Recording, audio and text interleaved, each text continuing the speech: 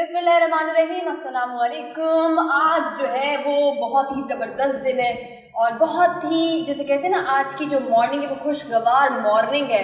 तो मैं अपने प्रोग्राम का जो है वो बाकायदा आगाज़ करूँगी, लेकिन आज बहुत कुछ है, मैं पहले ही बता देती हूँ। तो आज जो है वो आपने अपने टीवी का रिमोट साइड में रखना है और आज आपने 2 घंटे हमारे साथ जो है वो जुड़े रहना है। मैं हूँ आपकी होस्ट और दोस्त सना कादर, और मैं हूँ आपकी होस्ट उर्शिया हुसैन, और मैं हूँ आपकी क्यूट सी होस्ट कायनात काज़मी, और मैं हूँ अनम गौहर।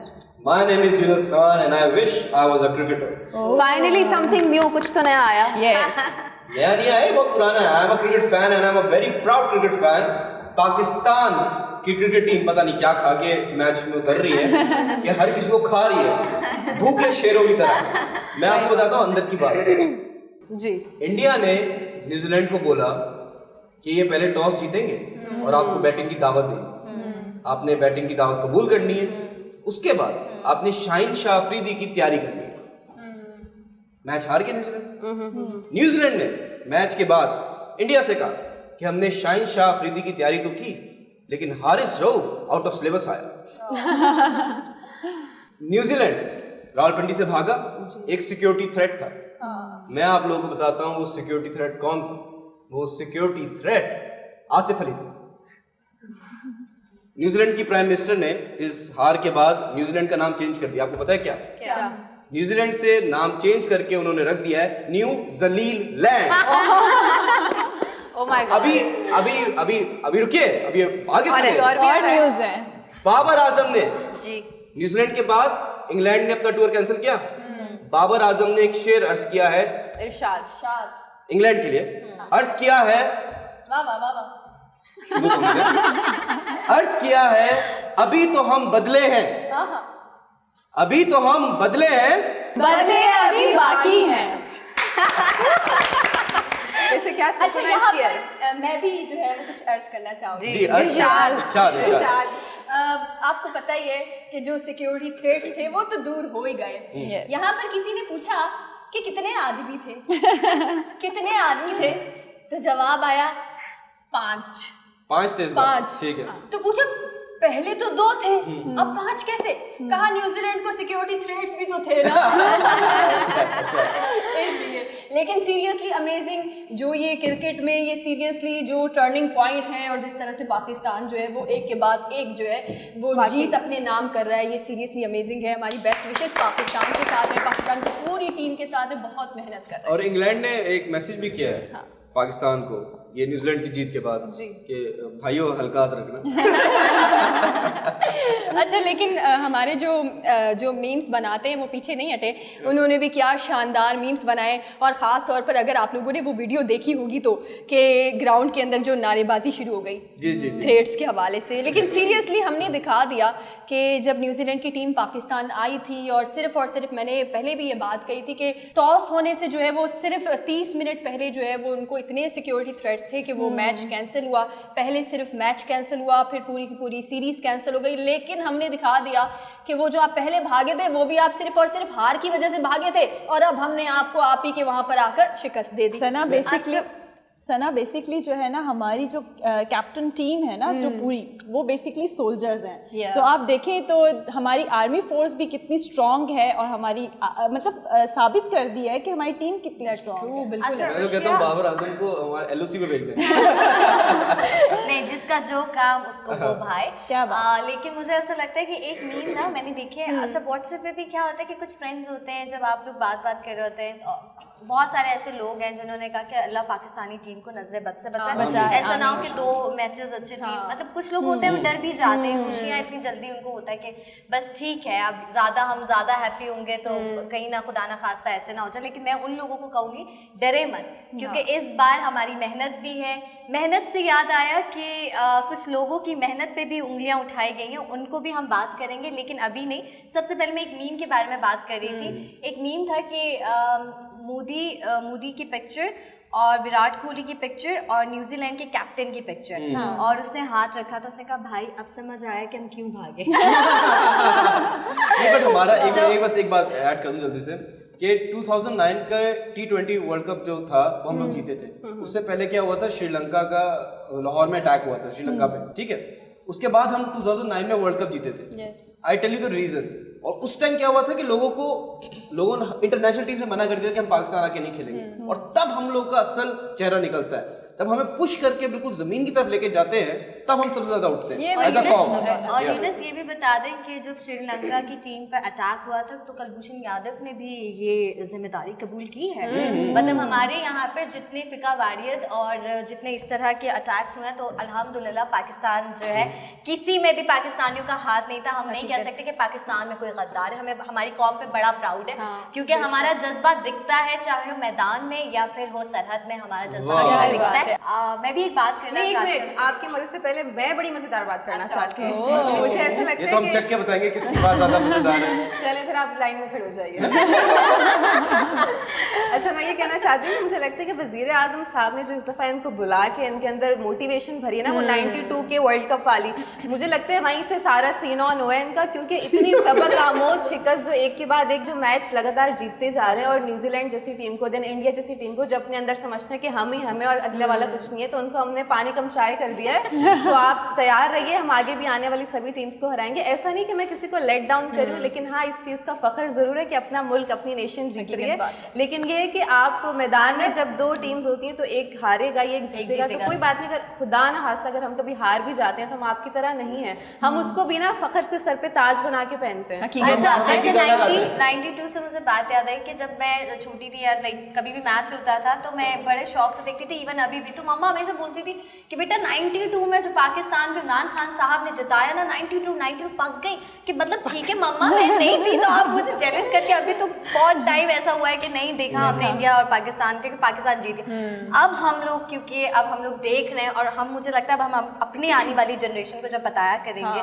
कि ऐसे मैच खेला था 2020 में, ऐसे हुआ था, तो वो भी बोलेंगे कि दोबारा ये मौका कब आएगा। लेकिन अब मुझे लगता है कि अब इंडिया को हम जीतने का मौका कभी नहीं। हकीकत बात है कायनात, मैं आपकी बात में एक बहुत ही ज़बरदस्त सी बात ऐड करूं जो सुन के यकीन माने आप सबको ही मज़ा आ जाएगा, हंसी आ जाएगी, मज़ा आ जाएगा, और हमारे जो देख रहे हैं उनको तो बहुत ज़्यादा मज़ा आने वाला है। मैंने ये बात पहले भी शो में कही थी कि जब पाकिस्तान जीतता है तो आप थोड़ा सा जो है वो इंडियन न्यूज़ चैनल ज़रूर देखा करें, आपको जितना मज़ा वहाँ से मिलने वाला है इतना कहीं से नहीं मिलेगा। तो इसी चटपटी स्टोरी, तो जब जो है वो पाकिस्तान ने न्यूजीलैंड को हराया और इतनी ज़बरदस्त शिकस्त दी, तो उसके बाद मैंने इंडियन न्यूज़ चैनल देखा। आप बिलीव नहीं करेंगी, इंडियन न्यूज़ चैनल में बैठे जो एनालिस्ट थे वहाँ पर, वो कह रहे थे कि अल्लाह करे, मतलब उन्होंने ऐसा कहा कि होप सो, जो है हम तो अल्लाह ही कहेंगे, उन्होंने कहा होप सो कि अब जो नेक्स्ट मैच है ना वो पाकिस्तान जीत जाए, ये बात उन्होंने कही। तो वहाँ पर जो एंकर थी उन्होंने कहा कि ये क्या, हम जब इंडिया के साथ मैच हो रहा था हम ये चाह रहे थे कि पाकिस्तान हारे, और अब जब न्यूजीलैंड के साथ जो है वो पाकिस्तान ने न्यूजीलैंड को शिकस्त दी, अब हम ये चाह रहे हैं कि पाकिस्तान जो है वो आगे वाले मैच में जीत जाए। तो जो एनालिस्ट थे, स्पोर्ट एनालिस्ट, उसने कहा कि हाँ, इसका रीज़न ये है कि अगर पाकिस्तान जीतता है तो हमारा मुकाबला न्यूजीलैंड से होगा, पाकिस्तान से नहीं होगा। मतलब ये इतनी इंटरेस्टिंग बात थी, और जो मैं हंसने लगी कि इतना कोई डर है कि वो अब हमारे साथ मैच नहीं खेलना चाहते। लेकिन ये बात फैक्ट है सना, मुझे इंडिया वाले जो है ना वो काफ़ी लगते हैं डरे हुए खौफजदा और डरपोक कौम है, और वो फ्रंट फुट पे आने से डरते हैं और पीछे पीछे छुप के पीठ पीछे बुराइयां करते हैं। और लेकिन मुझे बहुत खुशी है इस चीज़ की उर्षा कि हमारी पाकिस्तानी टीम जो है हम सबको सेलिब्रेट करने का, जश्न का मौका दे रही, क्योंकि हम भी इतने उदास परेशान रहते हैं। मुझे भी ऐसा लगता है कि जैसे ये वो वाली टीम ढूंढ रहे हैं जो कि इनसे कम हो और हम लोग जीते। इंडिया पाकिस्तान के मैच के बाद एक इंडियन चैनल पे वो ऐसे मैं देख रहा था यूट्यूब पे रिपोर्ट, तो वो जो एंकर है वो क्या बोल रहा है, इंडिया और पाकिस्तान के मैच के 5 गुनहगार। पहला गुनहगार रोहित शर्मा जो 0 रन पे आउट हुए, दूसरे केएल राहुल जो बोल्ड हुए शाहिन शाह अफरीदी की बॉल पर। तो ऐसे वो तो बना दिए, विलन्स बना दिए अपने क्रिकेटर्स को। एटलीस्ट हमारे अगर हम मैच हारते हैं तो हमारे पास एक गाना है, तुम जीतो या हारो हमें तुमसे प्यार है। अच्छा, उनके पास तो गाना भी नहीं बेचारों के पास। यूनिस, मुझे याद आया कि पाकिस्तान की टीम के बारे में बात करें, माशाल्लाह से हम इतने पॉजिटिव हैं कि अगर हम किसी को हरा के भी किसी को लेट डाउन नहीं करते, ये हमारी पॉजिटिविटी है। लेकिन पॉजिटिविटी से बाबर आजम ने कल जब एंकर ने सवाल पूछा ना उनसे उर्दू में, लाइक कि अच्छा आप बताएं, आपको लगा आपने सही खेला, अच्छा खेला माशाल्लाह से, आप दूसरा मैच भी जीत गए, ये वो ना इन्होंने बात की एंकर ने। तो बाबर आजम ने कहा नहीं, मुझे अफसोस है, हमें इससे और बेहतर खेलना चाहिए था। ये जो पॉजिटिविटी और ये जो कॉन्फिडेंस है, ये मुझे टिल एंड तक हमें चाहिए कि हम मतलब हम चाहें कि हम और बेहतर और करें और उन्होंने ये बेहतर कहा कि 20 रन एक्स्ट्रा हमने खाए खाए हैं, बड़ी बात है, बहुत बड़ी Yes. बात दिस है। Is the real sportsman spirit I must say. ये ग्राउंडेड है, रियलिस्टिक अप्रोच है, वेरी गुड। ट्रू यही तो फर्क है हमें और इंडिया में जी। हम गुनहगार नहीं बनाते। अभी ये पाकिस्तान के जज्बे और जोश के बारे में बात हो रही है और हम अपनी टीम को अपने शो में डेफिनेटली अप्रिशिएट करते रहेंगे क्योंकि हमारी टीम ने हमें ये मौका दिया है और इसी तरह हम खुशियां बिखेरेंगे। और आज मुझे लगता है आप लोग भी चाहते हैं कि ज़्यादा से ज़्यादा हम पाकिस्तानी जीत के बारे में बात करें, टीम के बारे में बात करें। तो अभी हम चाहेंगे एक छोटे से ब्रेक पर, ब्रेक के बाद हम करेंगे इसी तरह अपने बल्लेबाजों के बारे में बात।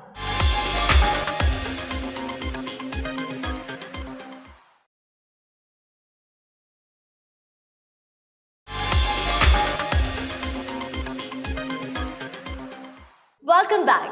ब्रेक पे जाने से पहले हम बात कर रहे थे हमारी क्रिकेट टीम के बारे में और क्या न्यूजीलैंड हो क्या इंडिया, अभी तो बहुत अभी तो सफ़र स्टार्ट हुआ है जनाब, आगे आगे देखिए होता है। सो बातों से मुझे याद आया आप लोगों को शामी, मोहम्मद शामी जी। जो इंडियन बॉलर है, फास्ट बॉलर है, लेकिन मुझे बहुत हैरत होती है कि उन्होंने स्टेडियम में अपनी लॉयल्टी शो की।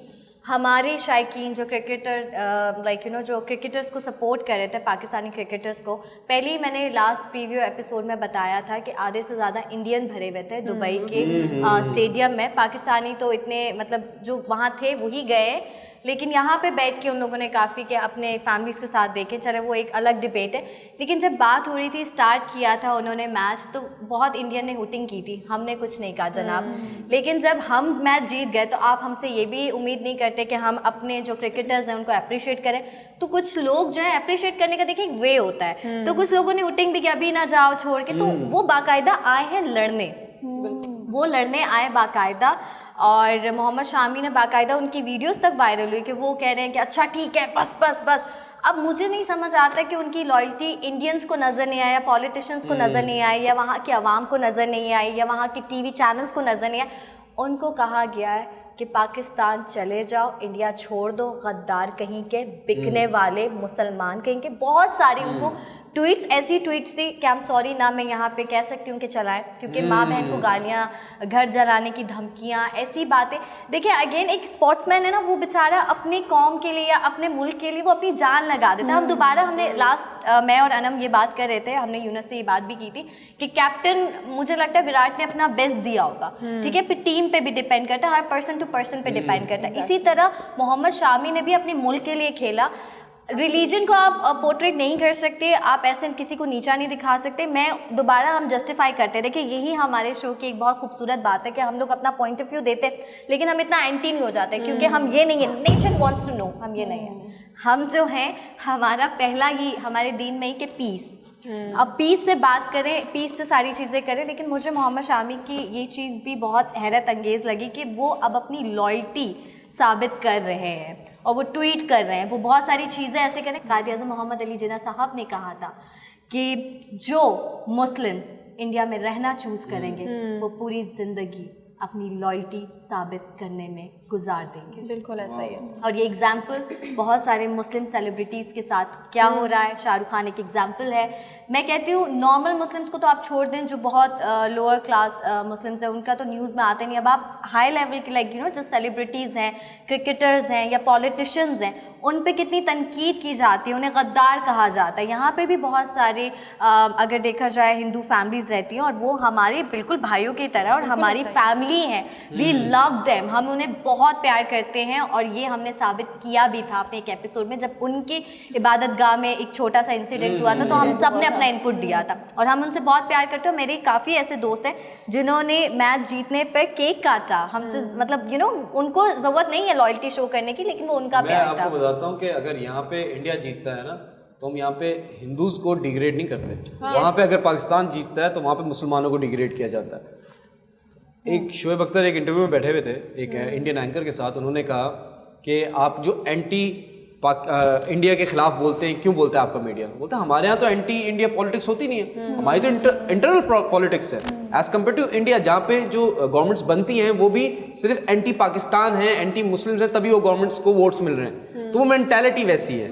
जैसे कि हमारे मुल्क में जैसे फॉर एग्जांपल हिंदुस्तान में अभी मोहम्मद शामी के खिलाफ हो गए सब, he is trying to prove his loyalty towards his country.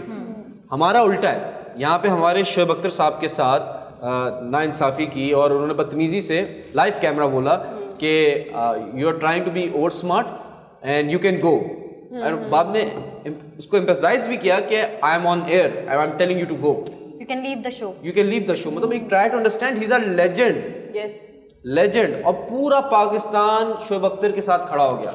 So see the difference कि हमारे लेजेंड के साथ कुछ बदतमीजी होती है तो हम लोग खड़े हैं, exactly as compare to the other country. वहाँ पे अगर बदतमीजी हो रही है जैसे मोहम्मद शामी के साथ कुछ धमकियां दे रहे हैं और आवाम दे रही है, ये नहीं कि गवर्नमेंट की तरफ से हो रहा है, पूरा एक मेजॉरिटी ओपिनियन बन गया कि मोहम्मद शामी को गो टू पाकिस्तान। से शाहरुख खान के साथ भी क्या गो टू पाकिस्तान, वकार ज़कर ने तो बोल दिया आप पाकिस्तान आ जाएं। This is what I am trying to say. आप कुछ कह रही थी? अच्छा, मैं ट्वीट की बात से कंटिन्यू करना चाहूँगी कि इरफान पठान जो हैं एक्स क्रिकेटर जो हैं, उन्होंने ये कहा है कि जब हमारे साथ यहाँ पे होता था तो हमने तो कभी नहीं कहा कि आप अपने मुल्क वापस चले जाएं या आपको पाकिस्तान चले जाना चाहिए, आप गद्दार हैं। जैसे आपने कायद आज़म वाला कोट बोला कि अगर आप पाकिस्तानी यहाँ से मूव करके इंडिया जाते हैं तो आपको ज़िंदगी भर अपनी लॉयल्टी टुवर्ड्स देम प्रूव करते रहेंगे आप, और आप इसी जद्दोजहद में, इसी तक़दम में आप मर जाएंगे। तो मैं इस बात से बहुत ज़्यादा इत्तेफाक रखती हूँ, क्योंकि मुझे लगता है कि उस वक्त जो है ना मोदी सरकार या ढोंगी सरकार आप बोल रहे हैं, उनकी गवर्नमेंट नहीं थी, अब जो है वो मोदी आ चुका है एंड उनका जो चल रहा है इस वक्त, जो भी गवर्नमेंट चल रहा है, वो मैं बोलना चाहूँगी कि बहुत ढोंगी तो है ही है, लेकिन ये हर चीज़ में डंडी मारते हैं, बहुत ही हर चीज़ में डंडी मारते हैं, बहुत ही डरपोक कौम है और बहुत ही एक्सट्रीमिस्ट हो चुकी है, और उनको हर चीज़ में अपने आप को ऊपर रखना है and they are right. Like अगर जैसे आपने इंडिया के आप बहुत देखती है ना इंडिया के चैनल्स, तो आप इस चीज़ से सहमत होंगी कि जब भी कोई भी यहाँ पे मिसहैप होता है तो इंडियंस क्या करते हैं कि इन लोगों ने ये किया है, इन लोगों की गलती है, इन लोगों, भाई वो आप ऐसे दूध में से मक्खी की तरह निकल जाते हैं जैसे आपका कोई कसूर ही नहीं है। मतलब उनमें एक होता है ना कि आप में जज्बा कि आप गलत हो तो आप एडमिट कर लो ना, भाई आपकी भी गलती है, आप भी गलत हो सकते हो। सिर्फ खुदा की ज़ात के अलावा मैं कहती हूँ सब इस दुनिया का एक एक इंसान ना खता का पुतला, आपसे भी गलती होती है, लेकिन जिनमें ये वाली अना और ये वाला गुरूर होता है ना, उनका अंजाम तो मुझे कहने की ज़रूरत नहीं, आप लोग देख ही रहे हैं और आगे भी देखते रहेंगे। ऑन दिस पॉइंट मुझे ज़रा आपका ओपिनियन चाहिए, आप सबका चाहिए कि शोएब अख्तर के साथ जैसा हुआ, मतलब ठीक है वो तो एक नेशनल, क्योंकि पाकिस्तान ने फर्स्ट टाइम हराया इंडिया को वर्ल्ड कप में, दैट इज़ द रीज़न वो बहुत ज़्यादा हाइप और नेगेटिव और एक्सट्रीमिस्ट कमेंट्स आ रहे हैं फ्रॉम इंडिया। उनका तो काम ही हाइप क्रिएट करना। But what about Pakistan? आप इस पे बताएं, कुछ ओपिनियन दें कि क्या हुआ एग्जैक्टली।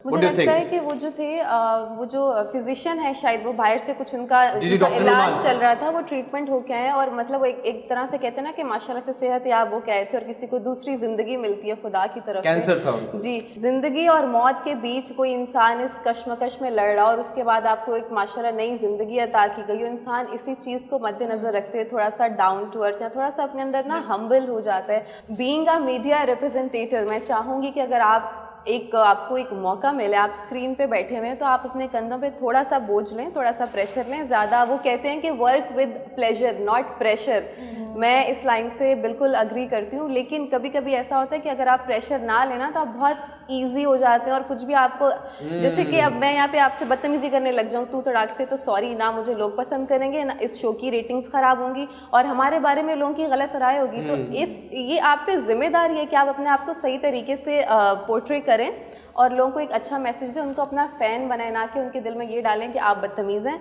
लोग आपसे नफरत करें, आपके बारे में उल्टी सीधी बात बिल्कुल ऐसा ही है ना। मैं एक चीज़ ऐड करना चाहूँगी, वो ये ऐड करना चाहूँगी पहले तो सहाफ़ी के हवाले से कि ये हकीकत बात है, जब आप ऑन कैमरा बैठते हैं, ऑन एयर होते हैं, आपके बहुत बड़ी एक जिम्मेदारी होती है आपके कंधों पर कि आपने क्या बोलना है क्या नहीं बोलना है। एक एक लफ्ज़ के आप ज़िम्मेदार हैं, जो आप अदा कर रहे हैं ना, एक एक लफ्ज़ के आप ज़िम्मेदार हैं। और दूसरा जो है वो मैं ये कहूँगी, यूनुस ने बहुत एक अच्छी बात कही और उसने सवाल भी जो है कहा कि आप लोगों की राय चाहिए, ख़ास तौर पर जो अगर एक जाहिर सी बात है, एक वो क्रिकेटर जिसने अपनी ज़िंदगी जो है वो पाकिस्तान के नाम की है, और शोएब अख्तर एक बहुत बड़ा नाम है, एक बहुत बड़ा शोएब अख्तर नाम है। अगर आप उनके मैचेस देखें, लोग इंस्पायर हैं उनसे, लोग अभी जितने भी अभी दुनिया में फैंस हैं। एग्जैक्टली, इतनी बड़ी बात है। आप इंडियन क्रिकेटर्स की बात करें, इंडियन क्रिकेटर्स अगर डरते हैं ना किसी के नाम से तो वो शोएब अख्तर का नाम है, जिससे सारे लोग डरते हैं। सो इतने बड़े जो है वो सेलिब्रिटी के साथ, इतनी बड़ी शख्सियत के साथ, तो जाहिर सी बात है अगर हम भी बैठेंगे उनके साथ तो हमारे अंदर भी जो है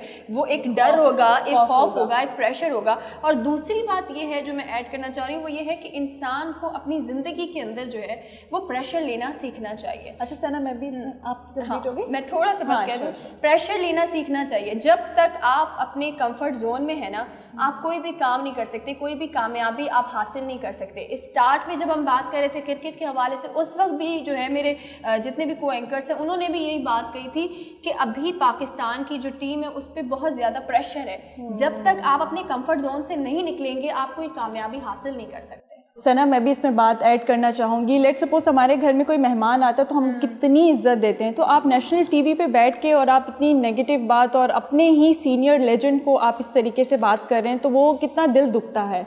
मतलब हमारी टीम जो है वो अभी भी मुझे लगता है वो अपनी 100% चीज़ जो है वो उनके माइंड में कि अभी तक भी हमने 100% नहीं किया। हालांकि वो माशाल्लाह से इतना अच्छा खेल रहे हैं और वो जीत कर आ रहे हैं, बट उनके माइंड में अभी तक उनके है कि अभी तक हम लोगों ने अपना 100% नहीं दिया। जद्दोजहद है, यही तो उनकी जो एक होती है ना लगन कि और अच्छा करना है, और अच्छा करना है, यही होता है। मुझे ऐसा लगता है यूनुस, पहले तो ये कि रंग में भंग नहीं डालना चाहिए। इतनी खुशी का माहौल है और आपने मतलब ये शोशा छोड़ दिया या आपने किसी लेजेंड की इंसल्ट करके पूरे पाकिस्तान को खुशी के माहौल से निकाल के इस तरह की बात करने पे मजबूर कर दिया। दूसरा ये मतलब एज अ एंकर या एज अ होस्ट आप में इतनी तमीज़ होनी चाहिए कि जब मेहमान आए ना, वो अगर आपसे बदतमीजी कर भी रहा है, मैं शोएब अख्तर की बहुत बड़ी फ़ैन हूँ, बट मैं एक लेजेंड की बात नहीं, एक वैसे भी कि कोई आपसे बदतमीजी कर भी रहा है तो आप में ना पेशेंस होने चाहिए उनको बर्दाश्त करने के, और आप टैकल करें। आप ब्रेक पे जा सकते हैं, अगर आप लाइव भी हो तो आप डायरेक्ट ब्रेक पे जा सकते हैं, ठीक है। लेकिन मुझे ऐसा लगता है डॉक्टर नुमान नियाज़ जो है उन्हें ये चीज़ वो कतई भूल गए। लेकिन एक चीज़ है, मेरे पास वो वीडियो आई है बट आई कैन शेयर, मैं वो वीडियो शेयर नहीं कर सकती, लेकिन बिकॉज आपको पता है कि जब आप काम कर रहे होते हैं तो छोटी सी इंडस्ट्री है यहाँ पर, तो आपको सोर्सेज कुछ होते हैं कि उन्होंने शोएब अख्तर साहब ने बोला, कैमरा ऑन था, ऑन रिकॉर्डिंग, लेकिन वो ब्रेक पे जा चुके थे। उन्होंने कहा कि ना अच्छा ठीक है नौमान, ऐसी कि चलो कोई नहीं हम ना ऐसे इसको कवर अप कर लेंगे, मैं आप ब्रेक से वापस आएगा तो हम कहेंगे कि नहीं वो हमने ऐसी रेटिंग के लिए, टीआरपी के लिए बस आवाम को छेड़ रहे थे, कौम को छेड़ रहे थे, मजाक किया है, तो आप मुझसे बस अपोलॉजी कर लीजिएगा, क्योंकि आपने कहा लीव द शो, तो आप अपोलॉजी कर लेना, हाँ ठीक है वो मैं भी मजाक में ऐसे आपको बोल गया, सॉरी ये वो ऐसे करके। फिर भी वो ब्रेक से आने के बाद भी उनका जो बिहेवियर था वो सेम था। तभी शोएब अख्तर साहब ने कहा कि नहीं ये बहुत बड़ी बात है, जब ब्रेक पे हम ये बात तय कर चुके हैं, फिर आप ब्रेक से आने के बाद इतने बड़े लेजेंड की रिस्पेक्ट नहीं कर रहे, डिसरिस्पेक्ट कर रहे, दिस इज रॉन्ग। कायनात ब्रेक का टाइम हो रहा है तो मैं इसलिए एक बात ऐड करके ब्रेक ले लेते हैं। डॉक्टर नुमान साहब, उनको कैंसर था 2018 अर्ली 90s में, तो उन्होंने एक आप उस बैटल अगेंस्ट कैंसर से आप वापस आए, यू फाउट कैंसर एंड माशाल्लाह से you are very healthy and alive. तो जो एक इंसान है ना, जो आप वो कहते हैं मौत को छू के तक से वापस आए, तो आप और हम्बल हो जाते हैं और आप और इंसानियत आ जाती है आप में, बट यहाँ पे उल्टा हो गया। दैट मीन्स कि वो इंसान इंडिया की रुआ गई। दैट मीन्स कि वो इस काबिल थे ही नहीं। And Shoaib Akhtar was not a guest on that show, he has been hosting this show for the past 4-5 years. तो उनसे बदतमीजी करना, एक होस्ट के साथ बदतमीजी करना on air, that's not good. That shows your upbringing. That shows कि आपकी तरबियत कितनी अच्छी हुई है या कितनी बुरी हुई है। But Shoaib Akhtar has guts, और ये अभी से नहीं। शोएब अख्तर ने जब सचिन तेंदुलकर पहली बॉल पे बोल्ड किया था ना कोलकाता के टेस्ट मैच में, तब से he is a gutsy player, he is a gutsy man and he is a gutsy spokesperson. तो Shoaib Akhtar you did a very good job. अगर मैं आपकी जगह होता तो मैं तो शायद नहीं छोड़ता, मैं उनको और सुना देता उसी time. But hats off to you. और ब्रेक के बाद हमारे पास मौजूद एक सिंगर और उनसे कहेंगे कि शोएब अख्तर के स्टाइल में गाएं। मजाक कर रहा हूँ, मिलते हैं ब्रेक के बाद।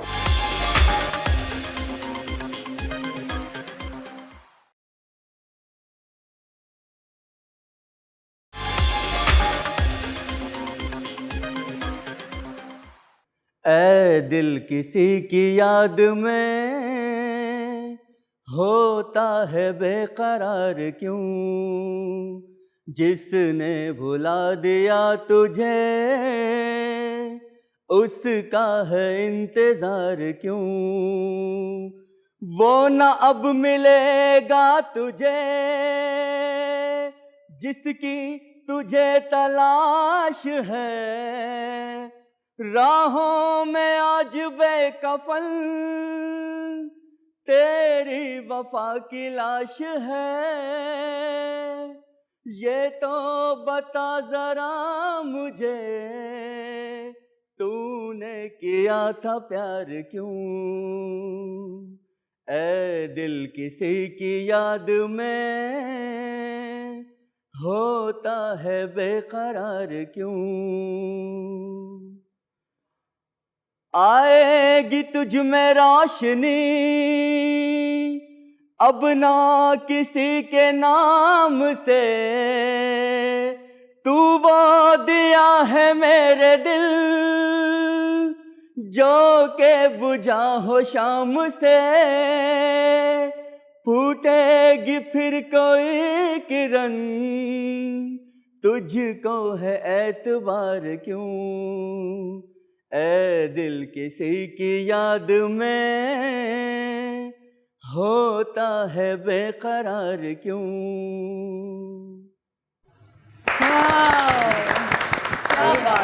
Welcome back. हमारे साथ स्टूडियो में मौजूद हैं मोहम्मद आसिफ शेख। कैसे हैं सर आप? सर बिल्कुल ठीक ठाक। कब से गा रहे हैं? तकरीबन 2 से 2.5 साल हो गए गाते हैं। अच्छा माशाल्लाह। आपकी एज कितनी है? 35 सर। तो इतना लेट क्यों स्टार्ट किया आपने? सर करना चाहता था मगर वो मौका नहीं मिला गाने का। मुझे ये बताएं कि आप प्रोफेशनली अभी लाइव सिंगिंग कर रहे हैं या कोई ऐप शैप पे कर रहे हैं, कैसे कर रहे हैं? सर मैं स्टार मेकर की ऐप पर सिंगिंग करता हूँ। अच्छा, अच्छा। जी, स्टार मेकर के नाम से ऐप है, जी जी जी जी। उस पर सिंगिंग करता तो हूँ। आपकी क्या कितने फॉलोअर्स हैं, सब्सक्राइबर्स हैं, क्या होता है? तकरीबन मेरे 5,000 से 5 से 5,500 माशाल्लाह। सब्सक्राइबर Very हैं। nice, very nice. माशाल्लाह माशाल्लाह। अच्छा, सबसे मज़े की बात जो है वो आपने बहुत खुल के गाया, बहुत मज़ा आया। आई मीन जैसे कि जितने भी सिंगर्स होते हैं वो थोड़ा दबी दबी और डरे डरे रहते हैं कि हमें कोई बात ना कहते, बट आपने कहा कि नहीं मुझे जो है वो खुल के गाना है, चाहे कोई भी कुछ गलत भी कमेंट्स करे या अच्छे भी करे, बट आपने खुल के गाया। अच्छा, वैसे आपकी आवाज़ तो माशाल्लाह बहुत ही खूबसूरत थी, दिल को छूने वाली थी, और आपकी आवाज़ में जो पिच था ना, वो जो सुर थे वो भी बहुत बेहतरीन थे। जैसे कि आपने बताया कि आप स्टार मेकर पे गाना गाते हैं, सिंगिंग कर रहे हैं, तो आप थोड़ा सा बताएं हमारे व्यूअर्स को कि उसमें, क्योंकि ऐसे बहुत सारे लोग हैं जो गाने का शौक़ रखते हैं लेकिन लैक ऑफ प्लेटफॉर्म है, यहाँ पे इतने प्लेटफॉर्म्स नहीं मुहैया किए जाते हैं हमारे मुल्क में। तो ये बहुत अच्छी बात है कि इन ऐप्स के थ्रू आप लोग सामने आते हैं और अपना टैलेंट सामने रखते हैं। तो मुझे बताएं कि उस पर कुछ आपको इनकम होती है? नंबर 1 मेरा ये क्वेश्चन है, और नंबर 2 ये कि आपको उससे क्या मिली है? थोड़ी लोग पहचानने लगे हैं, जानने लगे हैं, फैंस बनने लगे हैं? नहीं, पैसे तो नहीं मिलता, मगर ये कि लोग जानते हैं, पहचानते हैं, खुशी होती है इस बात की कि लोग हमें सुनने वाले हैं, समझते हैं। बस फिलहाल तो यही, फिलहाल तो क्या फिलहाल यही है। नहीं, लेकिन फेम मिल रहा है, पैसा नहीं मिल रहा। वो भी मिल जाएगा ना वक्त के साथ। बिल्कुल। इंशाल्लाह। काबिल बने, पैसा खुद आएगा। वैसे आप कहीं जॉब वगैरह करते हैं? सेल्स की जॉब करता हूँ मैं, मार्केटिंग की फील्ड में हूँ। अच्छा, जी सर। कभी अपने गाने बेचे आपने? नहीं सर, ऐसा तो अपने ओरिजिनल सॉन्ग्स बनाते हैं आप? ओरिजिनल सॉन्ग तो नहीं बनाता हूँ, स्टार मेकर पर मैंने वीडियो में बनाए कुछ सॉन्ग। ठीक है ठीक है ठीक है ठीक है। कुछ सॉन्ग बनाए। सर मेरा आपसे एक मासूमाना सवाल है। जी बिल्कुल। जी बिल्कुल। एक तो यार सीरियसली आप मतलब माशाल्लाह से बहुत डिसेंट पर्सनालिटी है। गाना भी आपने बहुत अच्छा मुंतखब किया है और बहुत अच्छा गाया है। तभी जैसे आपने स्टार्ट किया ना, तो मैं भी कहीं ए दिल किसी की याद किसकी याद में गई?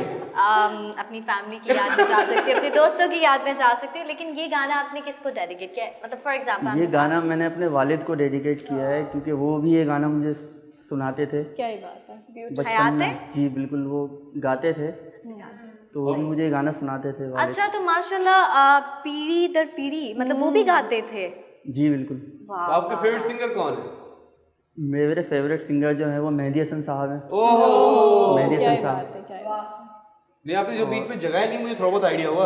अच्छा, नहीं मैं ये कहना चाहती हूँ कि जैसे कि इससे पहले सिंगर्स आए ना, वो उनके मोस्टली हम देखें आइडियल्स तो या तो आतिफ असलम थे, मेजॉरिटी यहाँ पे राहत साहब थे, तो वो एज के उससे भी ना थोड़ा इंसान का शौक होता है। तो आपको, मुझे एक्सपेक्टेड था कि आप ऐसे कोई बोलेंगे। आपको आतिफ असलम नहीं पसंद? आतिफ असलम भी अच्छे लगते हैं आजकल के दौर के हिसाब से। आतिफ असलम भी अच्छा गाते हैं। आजकल तो रैप हो रहे हैं, अजीब अजीब से लोग आ रहे हैं, इसका क्या कहेंगे? लेकिन आपके कोई उस्ताद है किसी से सीखा है आपने? नहीं, उस्ताद तो मेरे कोई नहीं है, मैं तो खुद ही बड़ी बात है, खुद ही गाता मतलब हूँ। बड़ी बात है। हमने ज्यादातर लोगों से पूछा है और वो कह रहे इनके हैं कि वालिद मैं साहब ऐसी- थे ना, बता रहे मेहदी हसन वैसे साहब जाने- के गाने कुछ फॉलो करता हूँ, मेहदी हसन साहब के गाने सुनता हूँ। अच्छा, उसको वैसे follow भी ये कर- बहुत ज्यादा फेमस है, गा गा के गवैया बन ही जाता है। अच्छा, ये बताएं कि आप अपने आप को कहाँ देख रहे हैं आज से कुछ सालों बाद?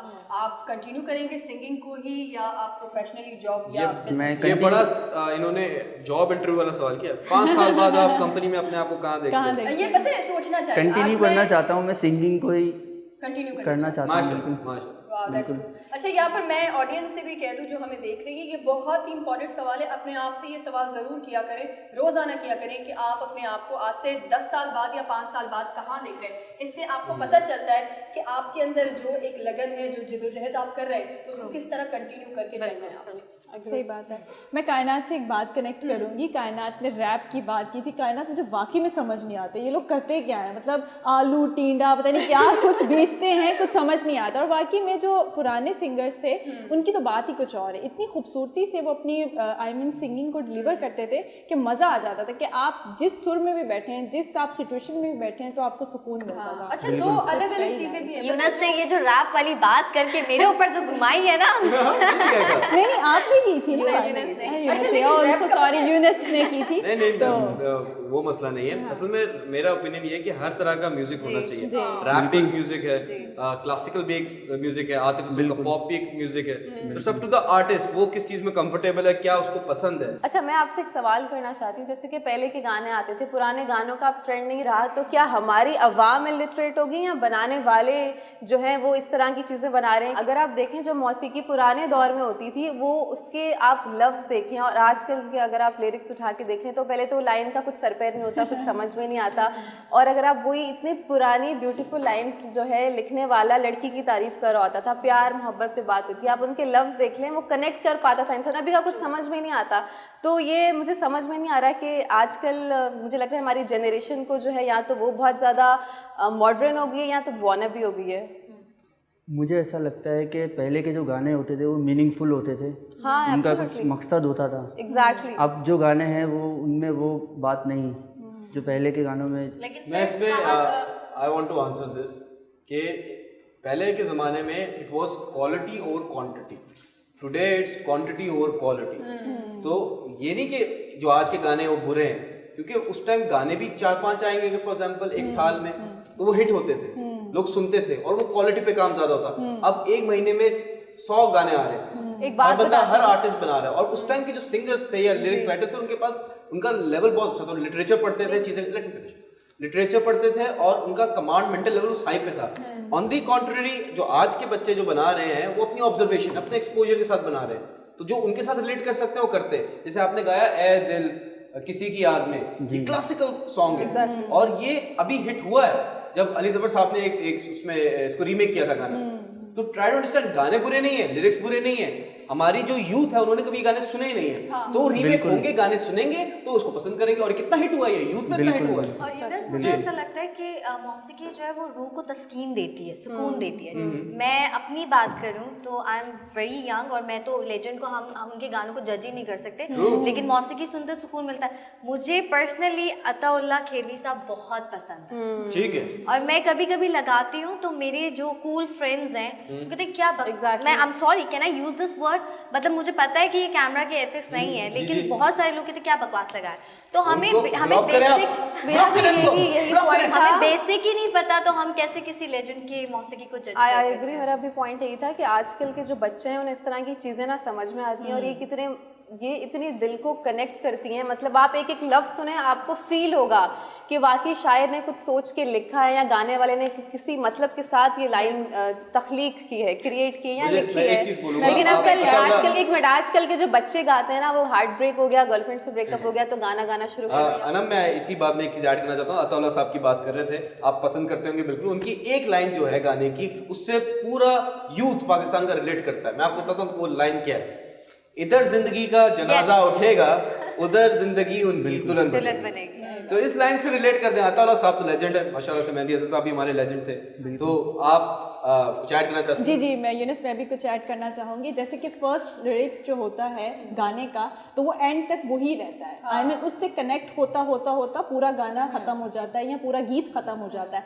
बट अब की बात गानों की जाए तो वो सर पैर, जैसे आपने कहा, अनम ने कहा कि सर पैर ही नहीं पता होता, क्योंकि शुरू कहाँ से हुआ और एंड कहाँ पर, वो पता ही नहीं चलता, बेहुदा हो गया। मतलब उनका जो लिखने का अंदाज और सोचने का नजरिया ना, वो बहुत अजीब उस सतह पे जाके सोचते हैं। पहले वाले लोग जो है ना, उनकी नजाकत, मोहब्बत, खूबसूरती, औरत से प्यार भी था तो तमीज से बयान करते थे उसके बारे में। लेकिन अब जो है वो जलेबियाँ और पता नहीं क्या क्या बिकता रहता है गानों में, सीरियसली, और बाइक, बहुत सारी चीजें बिकती हैं। पहले होता था मुझे आपसे मोहब्बत है, लेकिन अब जलेबियाँ आती हैं, मुझे तुझसे मोहब्बत है, तमीज ही नहीं है। अब ब्रेक का टाइम हो गया है। आसिफ शेख साहब, थैंक यू सो मच, आप हमारे शो में आए, आपने हमें एंटरटेन किया, आवाम को एंटरटेन किया, और आपको फीडबैक मिल जाएगा अपनी ऐप पे। लोग आपको माशाल्लाह से अभी मैं देख रहा था नोटिफिकेशन है को 25,000 फॉलोअर्स बढ़ गए आपके, तो आप हल्का ना ले हमें। तो इसी बात पे हम ब्रेक लेंगे, लेकिन ब्रेक से पहले आप अपना गाना गाएं, और वही खूबसूरत गाना सुनते सुनते हम ब्रेक पे चले। चल दिल मेरे छोड़ ये फेरे, ये दुनिया झूठी लोग लुटेरे, चल दिल मेरे छोड़ ये फेरे, ये दुनिया झूठी लोग लुटेरे, चल दिल मेरे।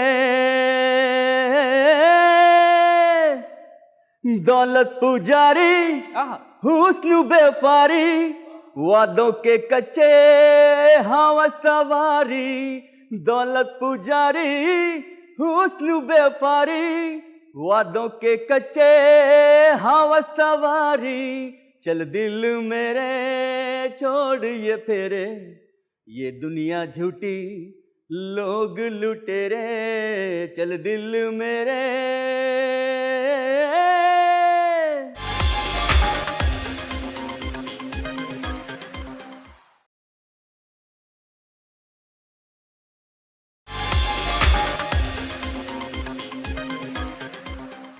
Welcome back.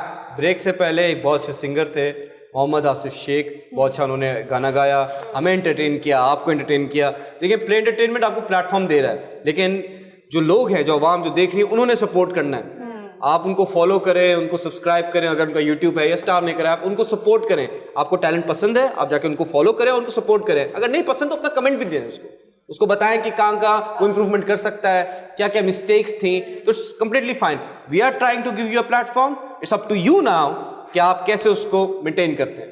जी और शेयर। थैंक यू यूनिस, वाकई में बहुत अच्छे सिंगर थे, और डे बाय डे जितने भी हमारे पास टैलेंट आ रहे हैं वो बहुत ही अमेजिंग हैं, क्योंकि वो अपना टैलेंट दिखाते हैं तो लोगों को पता चलता है। मैं भी एक खुशखबरी के साथ आई हूँ, बहुत बड़ी खुशखबरी है। वो ये है कि इटली एंड पाकिस्तान के जो एम्बेसडर हैं जौहर सलीम साहब, उन्होंने हाल ही में एक बयान दिया है, और वो बयान क्या है कि इटली और पाकिस्तान की जो मुआहदा है वो चल रहा है किसी पॉइंट पे, तो वो मैं पॉइंट आपको रेस करती हुई चलूँ। वो पॉइंट ये है कि जैसे कि हमारे स्किल्ड लेबर है, बाहर जाती है, काम करती है, वहाँ पे उनको वीज़ा नहीं मिलता था। तो वो उनका ये मानना है कि उनको जब वीज़ा मिलेगा, बाहर जाएंगे, काम करेंगे, तो हमारे मुल्क की तरक्की होगी, बूस्ट मिलेगा, इकॉनमी में बूस्ट आएगा। तो ये अपनी फैमिली को नहीं सपोर्ट करेंगे, पाकिस्तान को भी सपोर्ट करेंगे।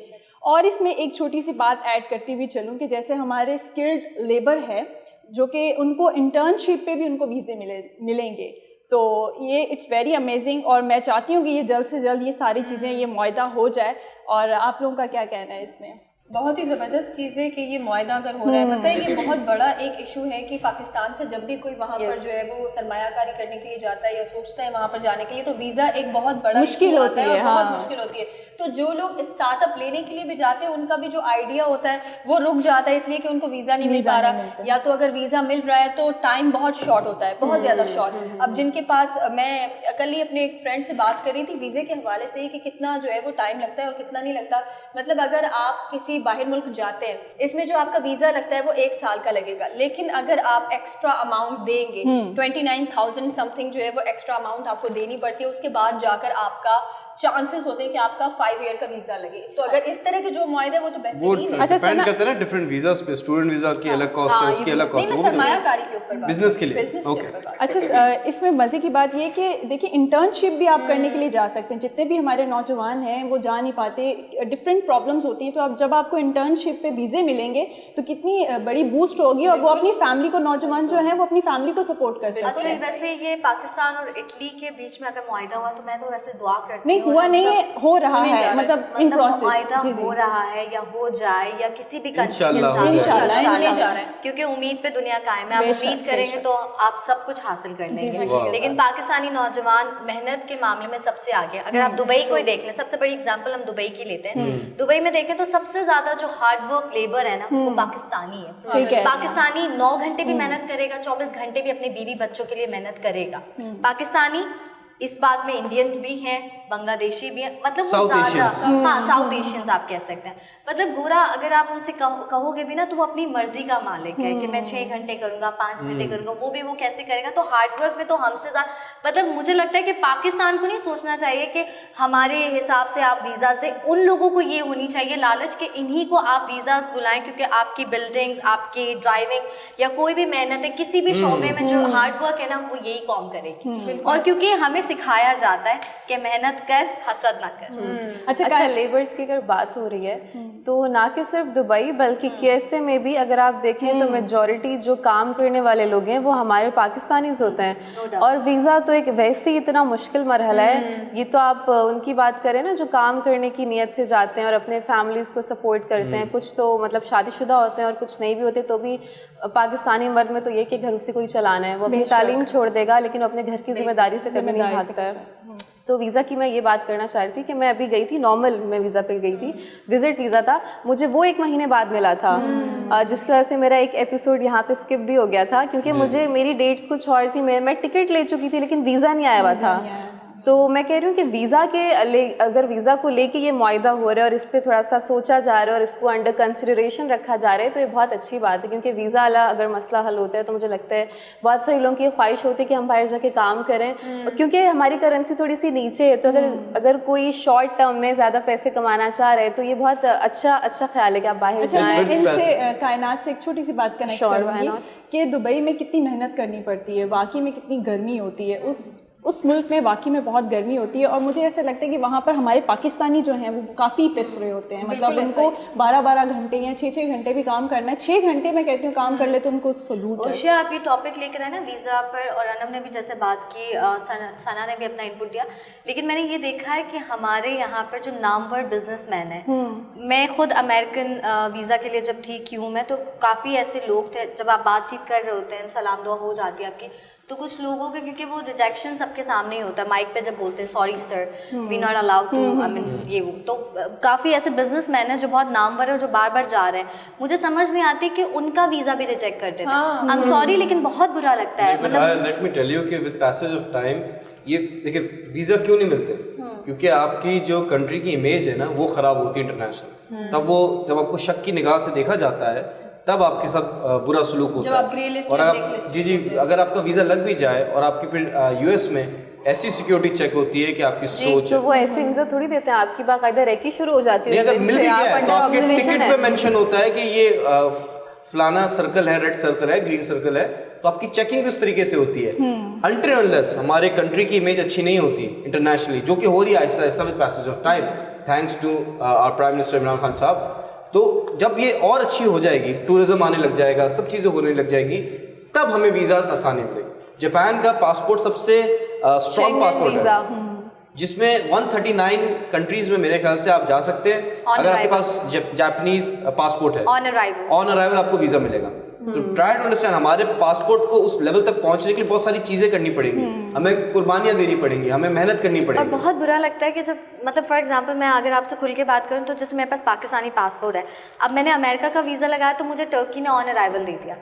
बहुत सारी ऐसी कंट्री, लेकिन मुझे मेरे पासपोर्ट पे प्राउड है। लेकिन मैंने बहुत लोगों को देखा है वो अपना पासपोर्ट देते हुए थोड़ा सोचते हैं इमिग्रेशन पर भी, और समटाइम तो ऐसा होता है, मैं नाम पता नहीं मुझे इन कंट्रीज़ का लेना चाहिए जो मुस्लिम्स कंट्रीज़ हैं, लेकिन वो हमें देखते हैं ना पाकिस्तानी पासपोर्ट, वो कहते हैं मैम प्लीज़ आप वहाँ, और वो दूसरे जो ग्रीन जो ब्लू पासपोर्ट होते हैं, रेड पासपोर्ट, उनको। तो ये चीज़ें हैं, लेकिन खैर हम पाकिस्तानी किसी से कम नहीं, हमें हमारे ग्रीन पासपोर्ट पे बहुत फख्र है। और इंशाल्लाह एक दिन आएगा कि आप लोग हमसे राब्ता कर रहे होंगे कि और हम वीज़ा रिजेक्ट करेंगे, no sorry sir you are not allowed. लेकिन बहुत अच्छी बात है अगर ये सीरियसली जो ये मुआहदा होने जा रहा है, ये तो बेहतरीन है, क्योंकि एक बहुत बड़ा मसला है ये पासपोर्ट का और वीज़े का। लेकिन अगर ये मुआहदा हो रहा है और इंशाल्लाह अनकरीब, जैसे उर्शिया ने बताया कि हो भी जाएगा ये मुआहदा, तो हमारे तमाम जो पाकिस्तानी जो लेबर्स हैं उनके लिए बहुत ही ज़बरदस्त जो है, बट स्टिल लेबर्स नहीं, बिजनेसमैन, स्टूडेंट्स, उनका भी हक है। यही बात बड़ी इंपॉर्टेंट है कायनात, कि ये कंट्री की जो हुकूमत है ये ऐसे बड़े इनिशिएटिव्स ले रही है, जैसे बहुत सारे इनिशिएटिव, जैसे अब हमारे वीज़ाज क्लियर हो रहे हैं। अगर आपने हमें लास्ट टाइम भी डिस्कस किया था, जो कैशबेट के साथ गवर्नमेंट ने सपोर्ट दिखाई है, टेक्नोलॉजी जोन, मतलब पुराने, मैं ये बता रहा हूँ ना आपको कि इससे पहले जो गवर्नमेंट्स थी उन्होंने यूट्यूब बैन किया हुआ था, ठीक है, मतलब वो हम लोग उस 2010s में भी हम लोग 1970 में रह रहे हैं। वो सोच, वो इंटरनेशनल कम्पीट करना, वो हमारी हुकूमत को, मैं तो हमेशा बोलता हूँ कि चले पीटीआई या गवर्नमेंट जो भी कर रही है उसके कुछ फायदे भी हुए, कुछ नुकसान भी हुए, बट ट्राई टू अंडरस्टैंड कि हमारी इमेज क्या जा रही है, टूरिज्म कितना हुआ। सबसे इंपॉर्टेंट बात, आपकी जो पाकिस्तान की पॉजिटिव इमेज है जो दुनिया भर में जा रही है, दैट इज वेरी इंपॉर्टेंट।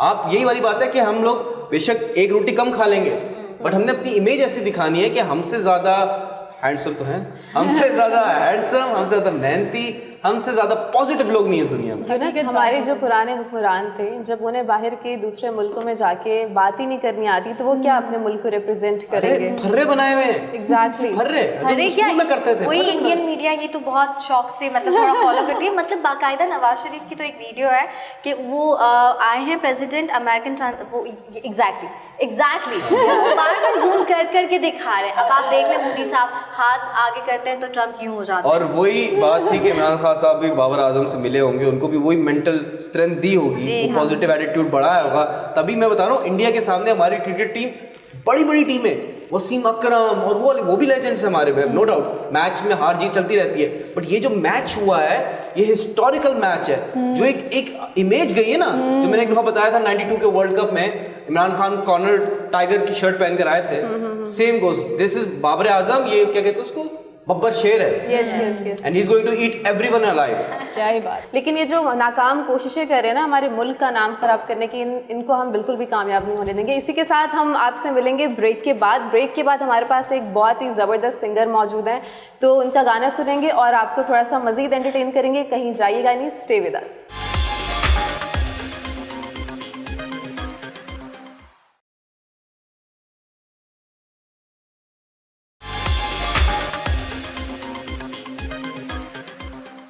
हे आहा हा हा हा, हे ला ला ला ला ला। कल जब देखा मैंने चांद झरोखे में, कल जब देखा मैंने चांद झरोखे में, उसको किया सलाम तुम्हारे धोखे में। हो रात जो देखा ख्वाब मैंने सोते में, रात जो देखा ख्वाब मैंने सोते में, चूमा कोई गुलाब तुम्हारे धोखे में। हो कल शब देखा मैंने चांद झरोखे में, उसको किया सलाम तुम्हारे धोखे में।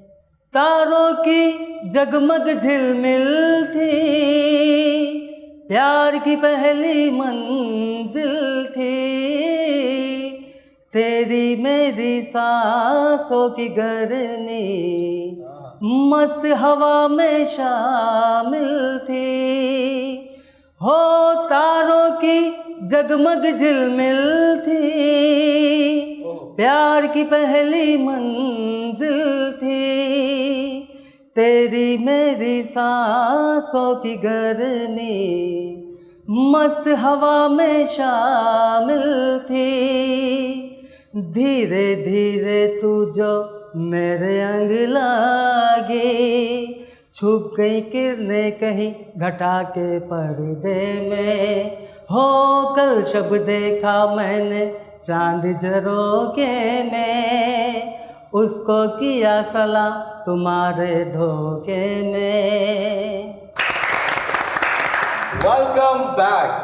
अवाम की पुरजोर फरमाइश के बाद हमने मोहम्मद दानिश खान को वापस इनवाइट किया, तो इनके लिए तालियां। बहुत शुक्रिया। आप लोग फीडबैक देते रहें, हम बुलाते रहेंगे, लेकिन आपका भी काम है कि आप इनको फॉलो करें और सपोर्ट करें सोशल मीडिया के इनके जो प्लेटफॉर्म्स हैं या हैंडल्स हैं। मोहम्मद दानिश खान साहब जी पहले आए थे और अब आए, क्या फ़र्क महसूस कर रहे हैं? सर, मुझे बहुत खुशी हो रही है यहाँ के, और प्ले एंटरटेनमेंट का मैं बहुत शुक्रगुजार हूँ कि मुझे मतलब दोबारा इनवाइट किया गया, और आवाम की तरफ से भी मतलब बहुत अच्छा रिस्पांस मिला। तो खैर मैं तो एक नाचीज़ हूँ, लेकिन ये है कि प्ले एंटरटेनमेंट ने मुझे इतना बड़ा प्लेटफॉर्म दिया, मुझे बहुत खुशी है इस चीज़ की, और इंशाल्लाह कोशिश यही है कि आगे भी इसी तरह सबका प्यार मिलता रहेगा, तो मैं आगे जा सकूँ इंशाल्लाह। आपको मैंने पहले भी कहा था कि मैं आपके गाने की फ़ैन जी, हूँ, जी। मैं आपको दोबारा कहूँगी कि लिटरली मैं आपके गाने की सच में फ़ैन हूँ, और इस बार मैंने भी अपनी ख्वाहिश जो है अपनी टीम के साथ जो है कहा कि आपको दोबारा बुलाएं। लेकिन आप मुझे बताएं कि पहले आपने गाना गाया था, आई थिंक थोड़ा सा सैड था, अब आपने बड़ा रोमांटिक गाना गाया, क्या हुआ 2-3 दिनों में ऐसा? फॉलो किया ना लोगों ने? असल में हाँ बिल्कुल, लोग ने फॉलो किया, और फर्स्ट टाइम में तो देखें ऐसा होता है ना कि इंसान थोड़ा सा नर्वस होता है, तो अच्छा। कॉन्फिडेंस नहीं होता वो, तो अब मतलब कॉन्फिडेंस भी आ चुका है, और बस आप बस ये बात। अगर आप अभी कह रहे हैं कि मुझ में कॉन्फिडेंस नहीं है, तो जब होगा तो क्या गाएंगे आप? बिल्कुल। अच्छा, जो आपने गाने का इंतखाब किया है बहुत ही खूबसूरत है। आई मीन मैं तो किसी और ही दुनिया में चली गई। वैसे तो माशाल्लाह से आपकी आवाज़ बहुत अच्छी है, पहले भी आप शो में आ चुके हैं, तारीफ हम लोग सब कर चुके हैं, तो इट्स रियली अमेजिंग। तो अभी आप आगे के क्या आपके प्लान हैं? आई मीन बस आगे मेरा यही प्लान है कि मतलब इसी तरह सबका प्यार मिलता रहे, प्ले एंटरटेनमेंट की तरफ से भी और आवाम की तरफ से भी प्यार मिलता रहेगा। इंशाल्लाह मैं और आगे तरक्की करता रहूँगा इंशाल्लाह। अच्छा, वैसे दानिश आज आपके फेस पर अलग ही चमक दिख रही है, अलग ही कोई जैसे असल में कहते हैं सबके मतलब लाली नजर आ रही है अलग ही आपके चेहरे पर आज। सबका इतना सारा प्यार मिल गया ना, तो एक खुशी हो रही है अंदर से भी ना इस चीज़ की। बहुत अभी अच्छी तो बहुत बड़ा चेंज देखा कि पहले थोड़े सेंटी, हमें लास्ट टाइम उन्होंने गाना गाया था सैड किया, सेंटी गाना हमने बिल्कुल, उससे, और बिल्कुल। आज आपने जो रोमांटिक गाना गा के पूरा सेट का माहौल बनाया था, है, सब क्या ब्लश बात है, कर रहे हैं। अच्छा कायनात, मुझे क्या लगता है, I am so sorry Yunus, मुझे ऐसा लगता है कि कुछ दिनों में ना, जो ये कुछ दिन नहीं आए ना, किसी ने इनको इतना पसंद किया है, इतना पसंद किया, इतना पसंद किया है अजब गिरी कि प्यार बस मिला। प्यार मिले इन्हें, लोगों का भरपूर मतलब प्यार मिला है। तो ये उस पसंद की वजह से आज ये इतनी शाही लोगों से प्यार मिला है, ये किसी स्पेसिफिक इंसान से मिला? नहीं मतलब लोगों से ही प्यार मिला है, स्पेशल। अच्छा करो। नहीं बट यूनिस, ये दिस इज फैक्ट, जब कोई लोग आपको अप्रिशिएट करते हैं ना आपके हुनर को, तो आप में एक अलग लेवल का कॉन्फिडेंस और स्ट्रेंथ अच्छा, आती है। ये पाकिस्तानी फिल्म का गाना है, बहुत अच्छा गाना है। मेरा से पहले एल्बम का गाना था, फिर मैं पाकिस्तान फिल्म में फीचर किया था, रॉन्ग में। तो ये गाना क्यों चूज किया आपने? असल में ये थोड़ा फेमस सॉन्ग भी था, और मुझे मतलब अच्छा भी लगता, और कुछ ये कह लो कि इसमें जो ये थोड़ा कुमार सानू के उसमें मतलब टचिंग पे आता है, और मैं कुमार सानू का वैसे फैन हूँ, तो इसलिए मुझे ये चूज किया ना। ये पाकिस्तानी फिल्मों के गाने ना बहुत अच्छे थे, 90s 80s 70s की बात कर रहे हैं, बहुत खूबसूरत गाने थे। तभी मैं तो तो छापिस्तान ने छापा। सब छापा अच्छा, हुआ ये था। जिस तरीके नहीं, मैं से- एक चीज़ बोल दूं, मैं उस दिन का इंतजार कर रहा हूँ कि कोई हमारे पास सिंगर आए और गाए जानू सुन जरा। I want to hear it। अच्छा यूनिस, आप गा सकते हैं गाना? एक minute, I want to say something. अभी नहीं, ब्रेक में गाएगा। मुझे ये पूछना है, एक आखिरी बहुत मज़ेदार सा सवाल है, शायद आप लोग सब हंस भी पड़ेंगे कि जिस तरीके से बात करते करते आपने गा दिया ना हे, तो आप तो यूँ मतलब यूँ बैठे अचानक से बोल देते हो कि अम्मी खाना दे दे। सी मैंने कहा था आप लोग हंसेंगे। कप ले।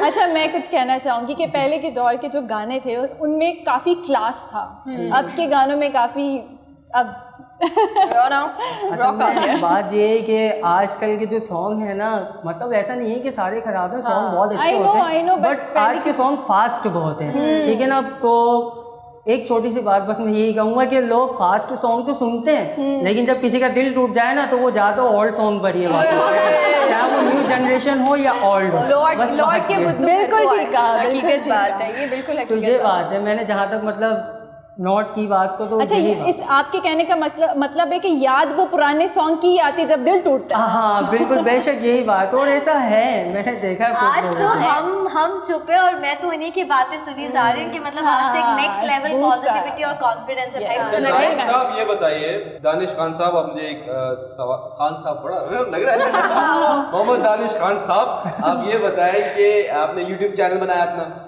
जी बिल्कुल, मैंने YouTube चैनल बना लिया है अपना, और काफ़ी सारे लोगों ने, तकरीबन 3-4 हज़ार लोगों ने मुझे फॉलो भी किया very माशाल्लाह।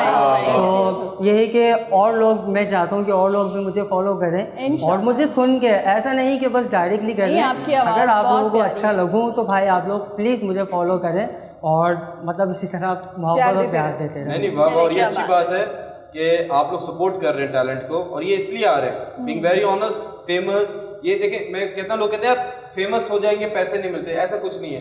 अगर आप फेमस हो जाएंगे, आपके अंदर टैलेंट है और स्किल इतना फुल शार्प पॉलिश हुआ हुआ है, तो पैसा भी आएगा। कैश योर नेम, बट या उसके बाद आपने अपने लेकिन नाम बनाने के लिए आपको मेहनत करनी पड़ेगी। बिल्कुल बिल्कुल। तो उस चैनल पे आप अपने गाने गाते हैं, दूसरे गाने गाते हैं, क्या कर रहे हैं? जी मैं ज़्यादातर मतलब दूसरे भी सॉन्ग गाता हूँ, कवर सॉन्ग्स का? हाँ ठीक कवर है। सॉन्ग की मैं गाता हूँ। तो मैंने एक छोटा सा एक गज़ल थी, तो मैंने वो उसके ऊपर ही अपना बनाया था एक सॉन्ग ना, बट थोड़ा सा ही बनाया था, ज़्यादा नहीं बनाया। ठीक है, नेक्स्ट टाइम आप आएंगे, आप हमें ओरिजिनल सॉन्ग सुनाएंगे अपना। इंशाल्लाह प्लस बिल्कुल, मैं जानू उसको सुन जरा भी कंप्लीट सुनाएंगे। करके आगे अपना सॉन्ग सुनाऊँ। अच्छा मुझे एक सवाल पूछना है, जैसे आप कोई फॉर एग्जांपल कुछ भी गाना गाते हैं तो उसके लिए अच्छे पोएट का इंतखाब करना भी ज़रूरी है, मतलब लिरिक्स के लिए। जैसे अभी आप जैसे स्ट्रगल कर रहे हैं, जी जी। तो आप अगर आप कोई गाना गाना चाहते हैं और आप चाहते हैं कि ये गाना मेरा फेमस हो जाए, तो आप पोएट के पास जाते हैं या पोएट को, अच्छे पोएट का इंतखाब करते हैं, तो उसमें भी क्या चार्जेस वार्जेस, या लाइक यू नो दोस्ती में भी लोग अगर आपको लिखते हैं, मतलब कुछ ऐसा है? हाँ नहीं, इस तरह होता है वैसे तो। आपने अभी तक कोई गाना अपना पर्सनली जी लिखवाया? थोड़ा सा मैंने बताया ना कि एक शायद वो एक शेर था कि ये संग दिलों की दुनिया है, सुनता नहीं फरियाद कोई, सब दुनिया वाले हंसते हैं जब होता है बर्बाद कोई। तो ये मतलब एक शेर था, तो अगर आप कहें तो मैं सिर्फ थोड़ा सा गुनगुना के। जी जी जरूर। अच्छा एक थोड़ा मिनट, सा एक लाइन से। आपको किसी के पास जाने की जरूरत नहीं है, आप तो खुद ही बहुत बड़े लिरिसिस्ट हैं। ठीक है, आप एक काम करें, आप अपना थोड़ा सा गाना सुना दें और वो सुनते सुनते हम ब्रेक पे चले जाएं। But thank you once again Danish sahab, आप आए हमारे शो में, आपने हमें एंटरटेन किया, हमारे शो को 4 चांद लगा दिए। सर मैं भी वैसे 4 चांद थे ऑलरेडी, आपने और लगा दिए 5 चांद हो गए। 5 मैं आप भी एक मैं सिखा चांद रहा हैं, आप चंदा है। मैं भी बहुत खुश हूँ, और मैं एक बार फिर प्ले एंटरटेनमेंट का बहुत शुक्रगुजार हूँ कि मुझे इन लोगों ने फिर से चांस ऑल द दिया है। बेस्ट फॉर योर फ्यूचर, और आपके चेहरे पे वो खुशी दिख रही है। सर गाना हो जाए। ठीक बिल्कुल। दिल के बदले दिल तो सारी दुनिया देती है, दिल के बदले दिल तो सारी दुनिया देती है, हम तो दिल के साथ में अपनी जान भी दे देंगे, दिल के बदले दिल तो सारी दुनिया देती है। तू नहीं जानती मेरी दीवानगी, इश्क के नाम है अब मेरी जिंदगी। तू नहीं जानती मेरी दीवानगी, इश्क के नाम है अब मेरी जिंदगी। धड़कने चल रही तेरे एहसास से, दूर जाना नहीं तू मेरे पास से। तेरी चाहत इस दिल को आराम देती है, दिल के बदले दिल तो सारी दुनिया देती है, हम तो दिल के साथ में अपनी जान भी दे देंगे, दिल के बदले दिल तो सारी दुनिया देती है। Thank you.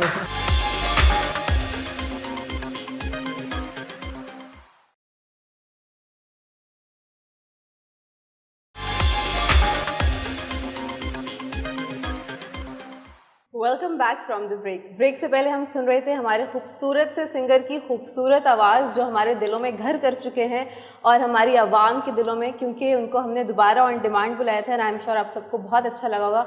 और गानों की सिलेक्शन तो माशाल्लाह बेहद ही मतलब ऐसी थी कि मैं सोच रही थी 2 मिनट के लिए कि मैं कहीं और हूँ, मैं शो में नहीं बैठी हूँ। अगर आप लोगों ने मुझे मेरे एक्सप्रेशंस देखे हो तो, लेकिन खैर अच्छा, मैं बहुत ज़्यादा गानों की बात होती तो मैं कहीं और निकल जाती हूँ। मैं वापस से आती हूँ शो के पैट्रन की तरफ। तो आज मैं एक बड़ी मज़ेदार सी, बड़ी ज़बरदस्त सी एक गुड न्यूज़ है हमारे मुल्क के लिए और हमारी नेशन के जितने भी लोग हैं, हम जितने भी पाकिस्तानी हैं, हम सबको जब इस तरह की कोई न्यूज़ मिलती है तो मुझे बड़ा अच्छा महसूस होता है और फ़ख्र सा महसूस होता है कि प्राइम मिनिस्टर साहब अभी जैसे कि हम सब देख रहे थे उम्रे के दौरे के लिए सऊदी अरेबिया गए हुए थे अपनी बेगम के साथ। तो वहाँ से जब वो वापसी आ रहे थे तो जो सऊदी क्राउन किंग है प्रिंस मोहम्मद बिन सलमान, उन्होंने उनके साथ उनकी कोई मीटिंग हुई थी। उन्होंने $3 बिलियन हमारे इमरान खान साहब को दिए, क्योंकि आप लोग देख रहे हैं कि महंगाई बहुत ज़्यादा उरूज पे चढ़ चुकी है, हर चीज़ के रेट्स आसमान से बातें कर रहे हैं। चले आम लोगों के लिए तो गुजारा, बेसिक सर्वाइव करना भी मुश्किल हो गया है। अगर पेट्रोल की बात की जाए तो प्राइसेस इतने हाई हो गए हैं पेट्रोल की, और उसके ज़ाहिर है पेट्रोल अगर महंगा होता है तो आपको खुद पता है कि मुल्क में हर चीज़ महंगी होने लगती है। अगर मैं सऊदी अरेबिया की बात करूं तो वो एक ऐसा मुल्क है जिसने हमेशा से सबूत दिया अपनी दोस्ती का पाकिस्तान के साथ। तो ये फिर से उन्होंने हाथ मिलाया और ये साबित किया कि वो हमारे शाना बशाना खड़े हैं हर मुश्किल वक्त में। और क्योंकि ठीक है, थोड़े से हार्ड टाइम्स आते हैं, क्योंकि कहते हैं कि अंधेरे के बाद ही सुबह होती है। अगर इतनी मुश्किलात आ रही हैं, हमारे जो अभी current prime minister Imran Khan साहब हैं, मैं उनकी पर्सनली बहुत बड़ी फ़ैन हूँ और इंशाल्लाह कैसबिट का फीता काटने तो वही आ रहे हैं। तो मैं इस चीज़ को लेके काफ़ी प्राउड फील करती हूँ कि फाइनली मुझे लगता है जी बिल्कुल, you will add so many things I know, लेकिन मेरे बाद मुझे लगता है कि जब से प्राइम मिनिस्टर के हाथ में आई है हमारे मुल्क की डोरी या जो भी बोला जाता है, उसके बाद से आहिस्ता आहिस्ता स्लोली या ग्रेजुअली मुल्क के हालात बेहतर होते चले जा रहे हैं। और थोड़ा सा मुझे लगता है कि उनकी पॉलिसीज़ हैं, कुछ उनकी स्कीम है, हमें समझना चाहिए और हमें थोड़ा सा पेशेंटफुली देखना चाहिए कि मुल्क जो है आहिस्ता आहिस्ता करके तरक्की की तरफ जाएगा। पुराने वक्तों में अगर आपने जो हमारी पुरानी हुकूमतें थी उनके साथ, मैं ये नहीं कह रही कि वो बुरी थी, आप लोग यूनिस देखे, उन्होंने रोड्स बनवाए थे। नवाज शरीफ की हुकूमत की अगर बात करूँ, बहुत सारे आज के जो रोड्स और ब्रिजेस हैं उन्होंने उस वक्त तामीर करवाए थे। एग्जैक्टली, मैं बिल्कुल नहीं कह रही कि मैं उनके ख़िलाफ़ हूँ, मैं किसी के ख़िलाफ़ नहीं हूँ, लेकिन अभी क्योंकि हर इंसान की अपनी पसंद नापसंद होती है, लेकिन मुझे इमरान खान साहब बहुत पसंद है, उनकी काविशें बहुत पसंद है, क्योंकि उस इंसान को देख के लगता है कि उसकी रातों की नींद भी जो है ना वो सुकून से नहीं सो पाते होंगे, सिर्फ इसलिए कि मुझे अपने मुल्क के हालात को बेहतर करना है। इतना कर्जा है बेचारे उन पर, वो क्या करें, थोड़ा सा तो उनका साथ दें और समझें। मैं इसमें अब ऐड करूं? नहीं, अगर मैं बोलूँ नहीं तो आप नहीं करेंगे। रिस्पेक्ट करता हूँ, आप क्या बोलेंगे मैं चुप तो मैं बीच में ऐड कर दूँ? नहीं, मैं भी कर दूंगी।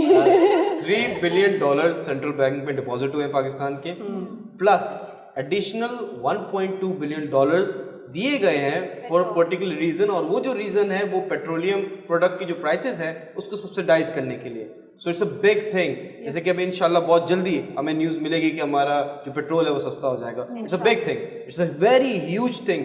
पूरे इंटरनेशनल मार्केट में, पूरे इंटरनेशनल कंट्रीज में प्राइसेस जो पेट्रोल की है वो स्काई रॉकेटिंग है as compare to Pakistan.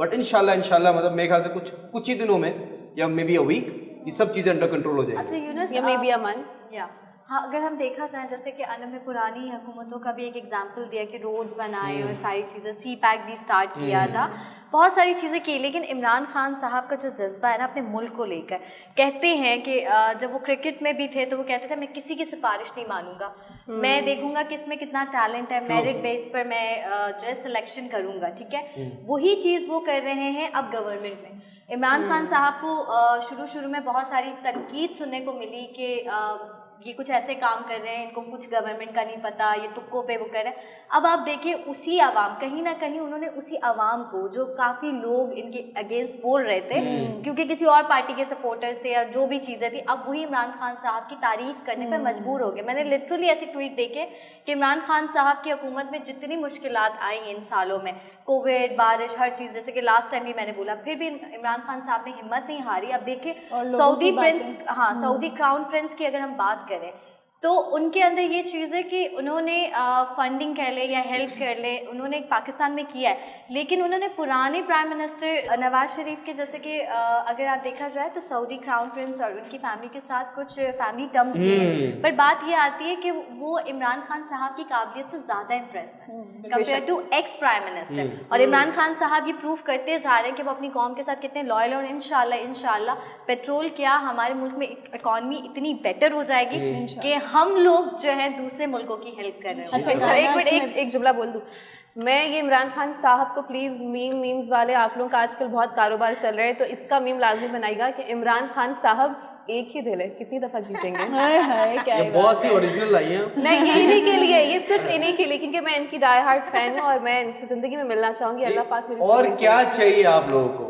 Pakistan India से जीत गया, 1.2 बिलियन डॉलर्स आ गए पेट्रोल के लिए, क्या चाहिए? क्या जान लेंगे हमारी? मैं इस शो के अलावा सुबह नहीं उठती हूँ। उस दिन मैं वोट के लिए सुबह उठ के गई थी, तो मैंने इनको वोट किया था और मेरी वो काविश रंग लाई है। मैं बहुत खुश सुबह हूँ। उठी, रोज उठा करें, हेल्दी लाइफस्टाइल। मैं भी इसमें ऐड करना चाहूँगी, जैसे कि कायनात ने बहुत अच्छी बात बोली कि हमारे प्राइम मिनिस्टर साहब इमरान खान साहब की बात करें तो जितने भी हमारे प्राइम मिनिस्टर रह चुके हैं उनको तो प्लेट में मिला हुआ था सब कुछ, ठीक है, और इनको तो वो सारी चीज़ें मिली जो कि शायद उनको डे 1 से ही वो क्या कहते हैं, ज़ीरो से स्टार्ट किया इन्होंने। तो हमारे जितने भी पिछले प्राइम मिनिस्टर रह चुके हैं उनको तो प्लेट में मिला, तो उनके लिए तो ये सारी चीज़ें नॉर्मल थी। तो बट जब अब टाइम आया है हर चीज़ करने का और हर चीज़ देखने का, तो मुझे लगता है कि शायद हमारी कौम जो है वो इस चीज़ के पीछे नहीं हटेगी और वो स्ट्रांगली खड़ी रहेगी।